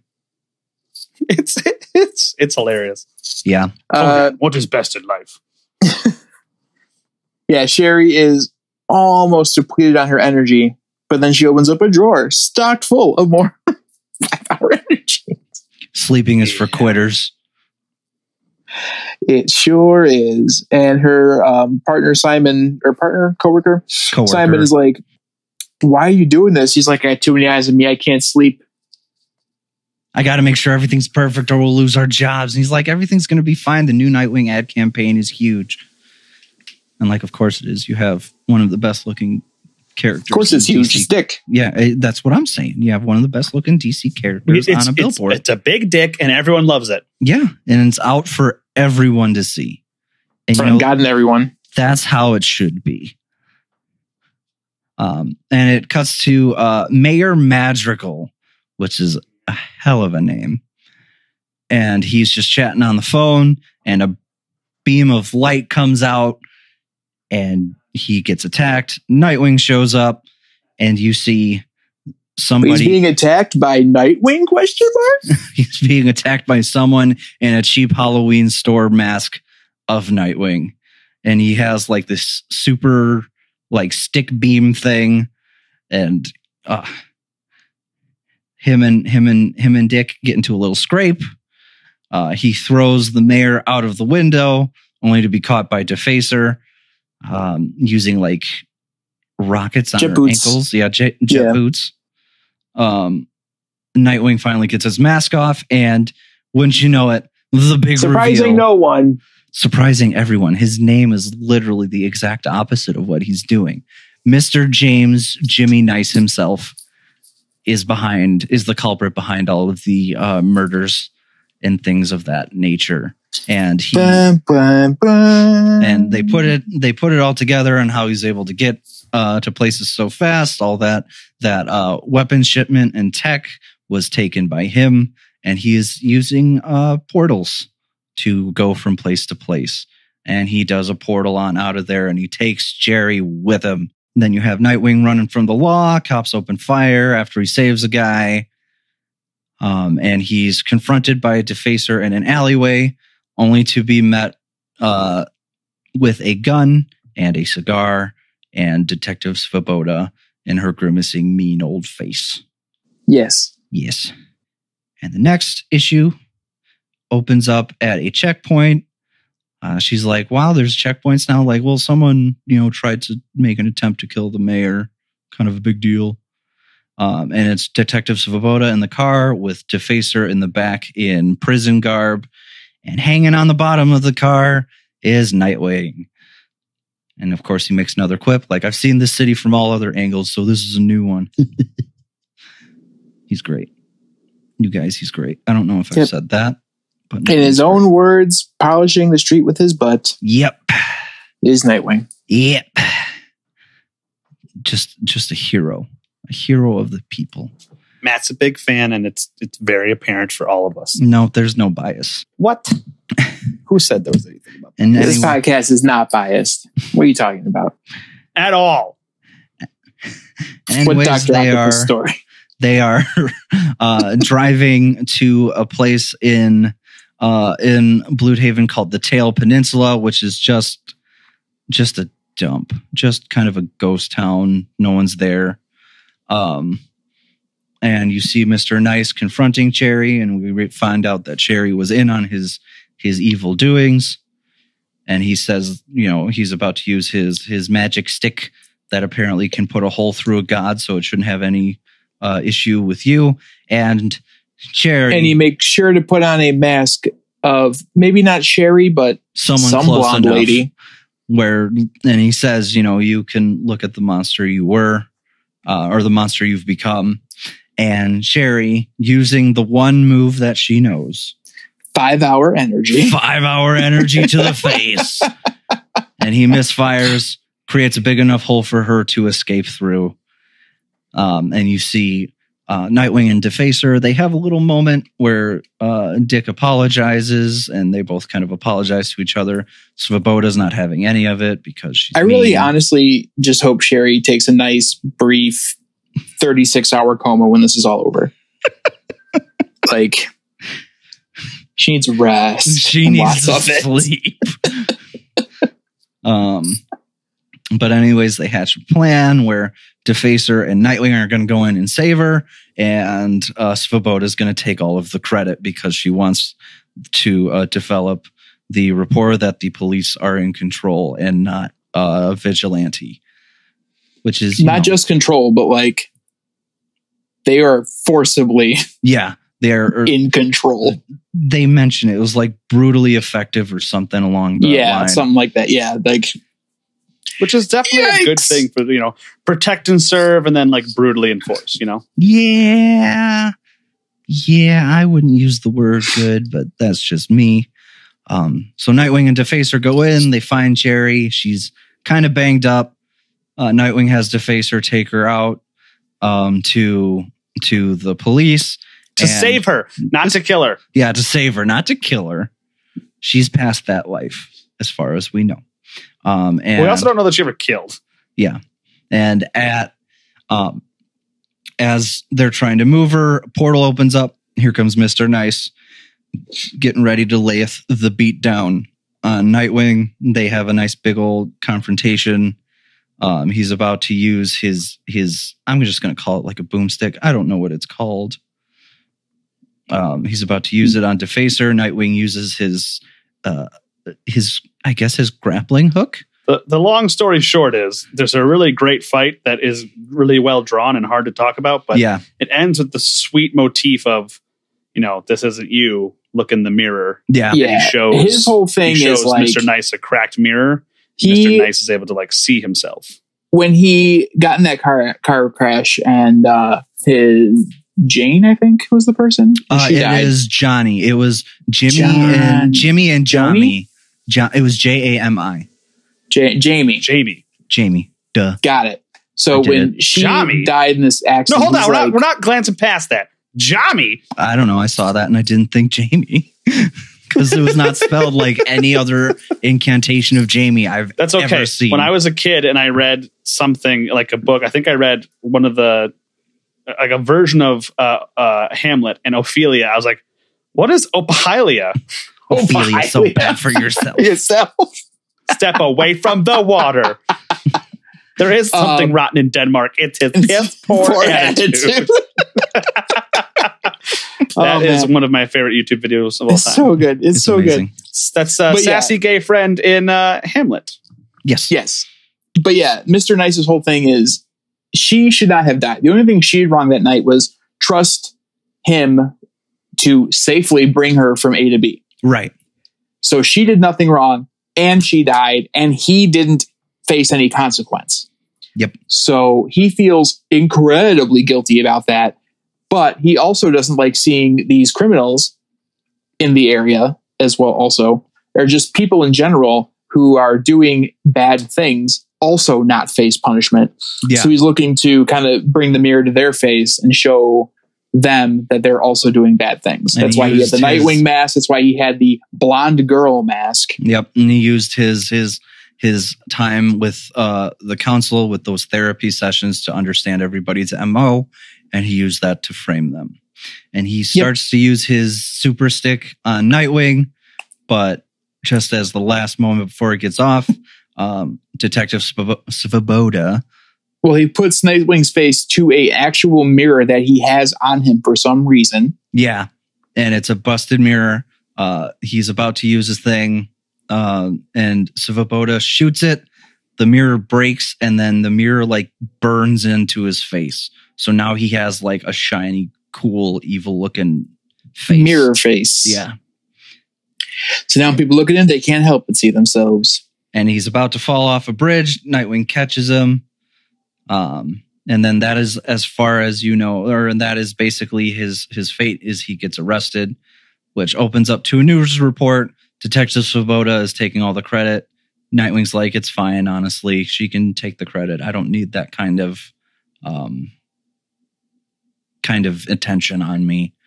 And they were able to get Sean and Grimm, both of their charges dropped, which is nice. Mm-hmm. And then we cut to a group session hosted by Dick Grayson featuring the alter egos of the runoffs. Including Goober. And he's sitting in a chair because he thinks he's people. Of course. And, of course. And you see Sean is packing up her stuff. She has been fired because apparently being a suspect in a murder doesn't look very good.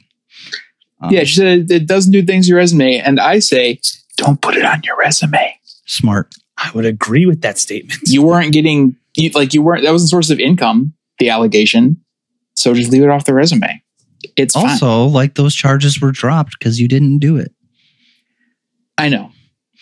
But the thing is, line of work is civil service. So that's like really bad straight up. Yeah. Yeah. It's just bad PR. But they're leaving and you see the Nightwing billboard starting to be taken down. And you get he's like, good. Now it is time for Dick. Yes. And you see Nightwing open up. He's like, Sean, I'm Nightwing. and I'm not going anywhere. I'm going to stay in Bludhaven. And then you get another thing in the corner that says, that's what I wanted to tell her. And I like that was kind of a bookending. Yeah. The main story. And he's like, he's all right. And then she's like, Dick, don't be a dumbass. And she pulls him and kisses him. And she's like, I knew who you were right when I saw you. And then the epilogue, or I guess there's a stinger at the end. Yeah, there's, I mean, or not. Yeah. So, yeah, because it does lead into the next one, and next arc is super duper.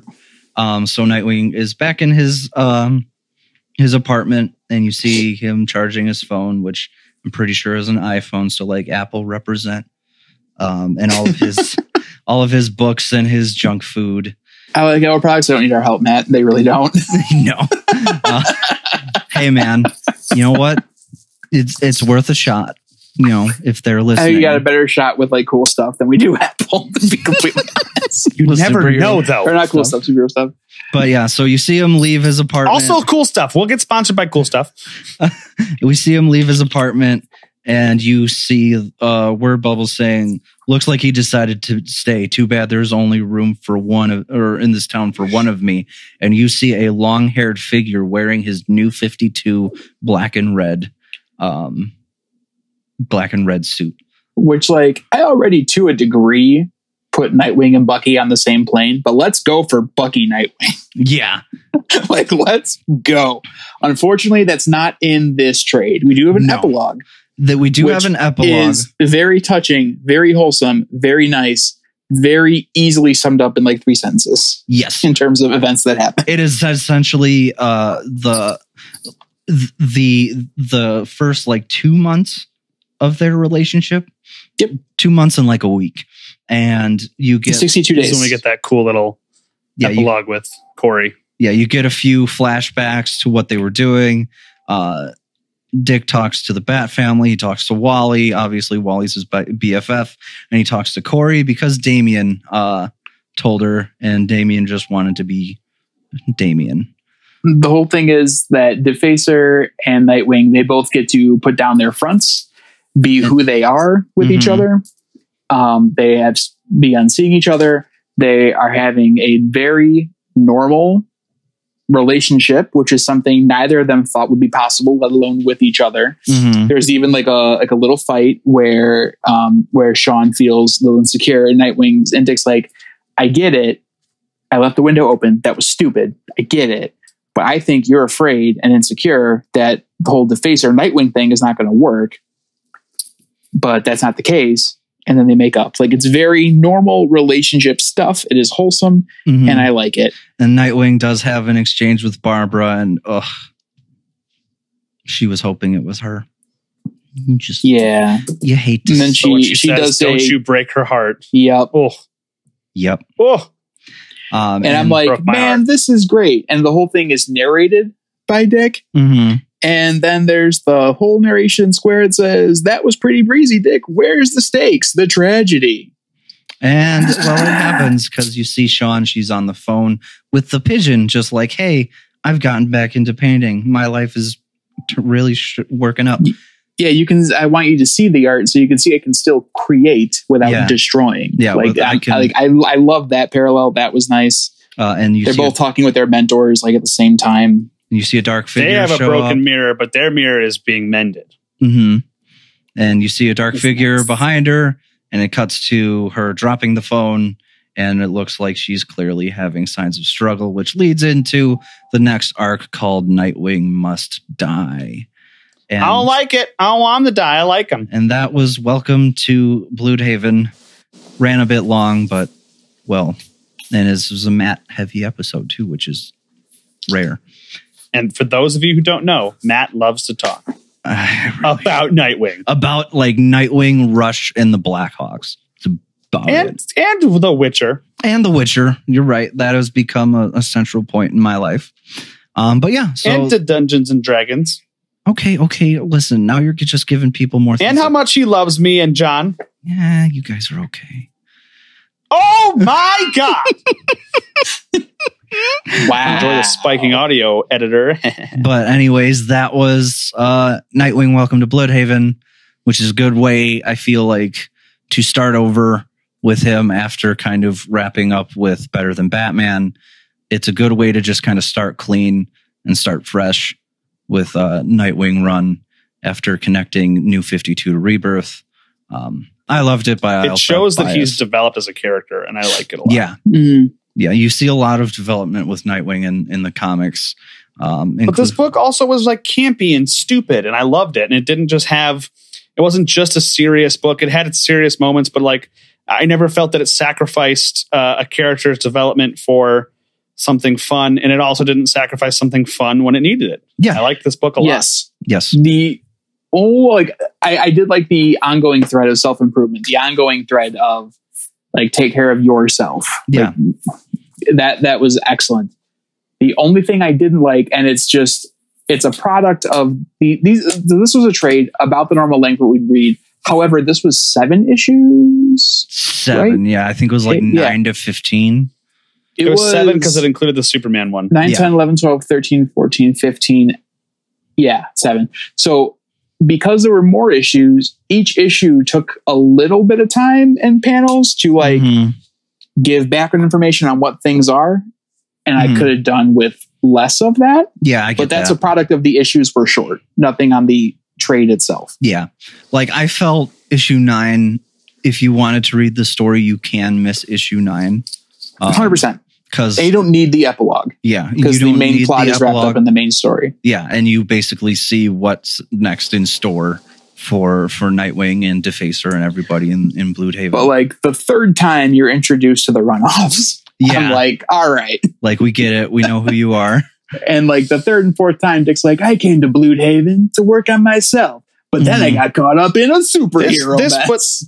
But to that point, something we always complain about is how DC does not do the Marvel thing of this. Every book is somebody's first book. This did a really good job of that. And we, as people who read 1,000 books a year, it feels like, are annoyed by that. But it's a great way of reintroducing somebody or introducing somebody who picked up, hey, I've heard this is good. I unfortunately can't find 9 and 10. I'm going to start on 11. I know that stinks, but like this did a good job of doing that Marvel thing of here is the story you're missed so far. So like, I feel like I have a hard time listening to that complaint when then we also complain about, oh my God, they just expect us to know everything. I can explain. Let me just take a second to explain.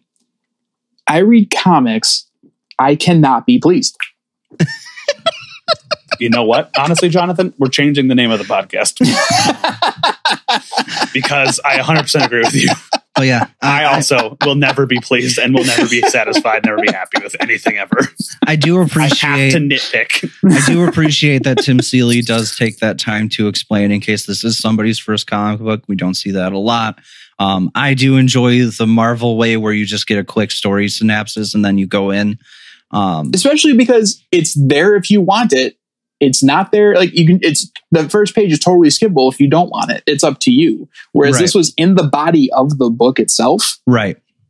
And like, maybe it'd be different if I wasn't reading it back to back to back to back to back as well. I get it. Yeah. They were, I think, bi-weekly releases. So every 2 weeks, which isn't bad. Cause this was when I started really getting into comics for real was because there's a bunch of the Nightwing run with Tim Seeley on our Comixology, and that was all because I wanted to read it. I have volumes 1, 2, and 3, I think, as well as a bunch of other comics. Like the last Nightwing comic in hard copy I have is the one where he becomes Rick Grayson, because that hurt me so much. Just the scene. Nobody wanted that, but it was a necessary growing period. Yeah. The scene with Barbara will always be one of the hardest things I've ever had to read in comics just because of how unbelievably sad it was. Yeah. Isn't that one where he like doesn't know who she is? He doesn't know who she is. She's trying to get him to remember anything because leading up to that, it looked like it was sure that Barbara and Dick were going to get back together and fall in love. And so she's just pleading with him to try to remember. And he's like, I don't want to remember. That part of me is gone. And he leaves her basically at a bar. And it's just like, no, buddy, no. She's the best. Yeah, that's heart-wrenching. Yeah, especially when that's like your favorite comic book relationship. Yeah, it's rough.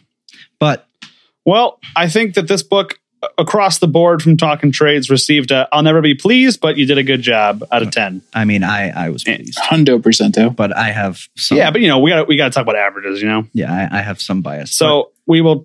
I think that was a good book. Matt, I'm glad you're back, but I think we should also see what we're going to read next week in the outro.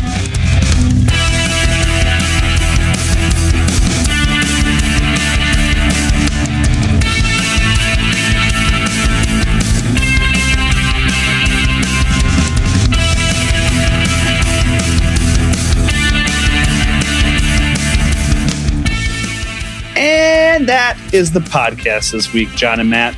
Fun time, good book, good friends, long episode, good grief. It is what it is, man. It's a Nightwing episode. I knew you were going to be like, here's every detail. Yeah. And you know what? That's okay. But next week, I'm very excited. We're going to read Grant Morrison and Dan Mora from Boom Studios, created Claus, Klaus. Yes. This is about Santa Claus. It's basically Santa Claus Year One, Viking Santa. So I'm so ready. Get ready. Get hype. Here we go. So Christmas Eve Valhalla. He looks so great. Cannot believe it. He looks so great. Yeah, he does. So we got that going for us, which is nice. But we'll be reading that next week. I hope you two are looking forward to it. I am. I'm looking forward to reading a Grant Morrison book that doesn't make me want to drain my brain out. The problem is there's quite a lot of those. But the last one we read was Final Crisis. God. We don't talk about that. We don't, and not the long one ago in the dark times. You guys can go back and listen to that episode if you'd like. Don't listen to it. Just, you know what? Put it on in the background, but turn the sound off. You'll hear 3 adult men complaining the entire time. Or if you want to listen to just 2 adult men complain, you can listen to our Hulk episode where we do the commentary track for Ang Lee's Hulk. Also terrible.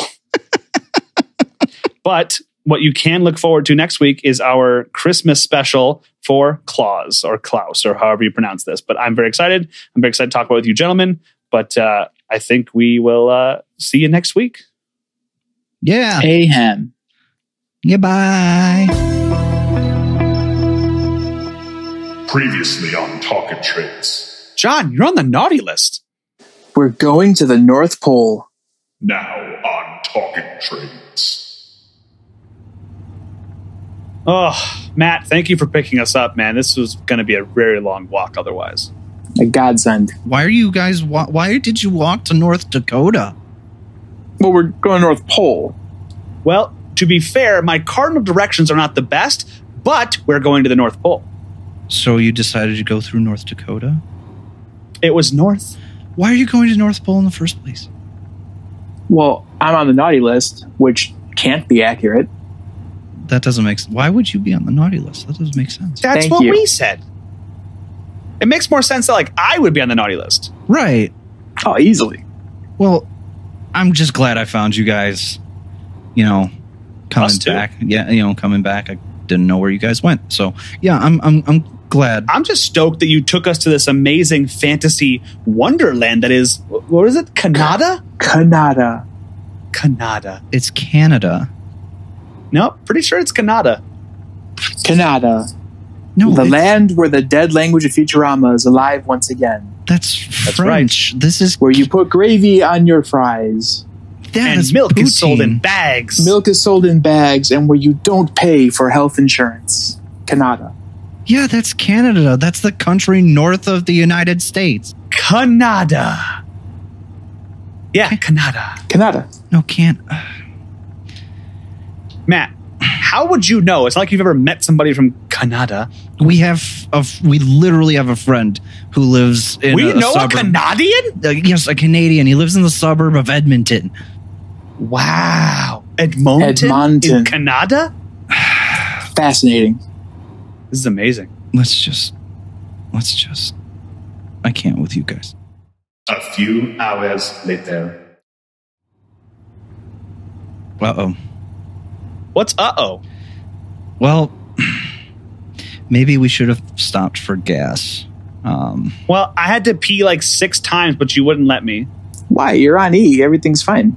Yeah, no, not like that. But look, we're fine. You're on E. Yeah. Yeah, that means empty. No, everything's fine. No, that's never been a thing. Matt, I'm pretty sure you're not a car doctor, and I think that E stands for everything's going to be E's okay. everything's fine. F is for failure. Everyone knows that. That's not how cars... Look at that. Look at that. We ran out of gas. Oh, you know what? I think E stands for, hey, you better go out and walk. You know, I had heard that. You're right. And guys, get your coats on. It's going to be cold. I don't have a coat. That's not responsible. This whole journey is not responsible. We should just turn back. We don't even know if this guy exists. Have you been on the naughty list? Not recently, no. Okay. Let's go. All right, man. All right. Boys, it's been a long walk. We've been walking for a few hours now. It feels like it's been a few days. I'm hungry. I'm cold. I'm tired. Hi, hungry. Hi, cold. Hi, tired. I'm dead. I ran out of 5-hour energies 3 hours ago. I mean, we bought all the ones that Tim Hortons had. Yeah, we did. Wait, what's that up there? That's like a big, jolly man. Is it MODOK? No, what? MODOK isn't jolly. He's never been jolly. Every time. It's him. Jesus? No, it's Santa. Oh. The reason for the season. To be concluded.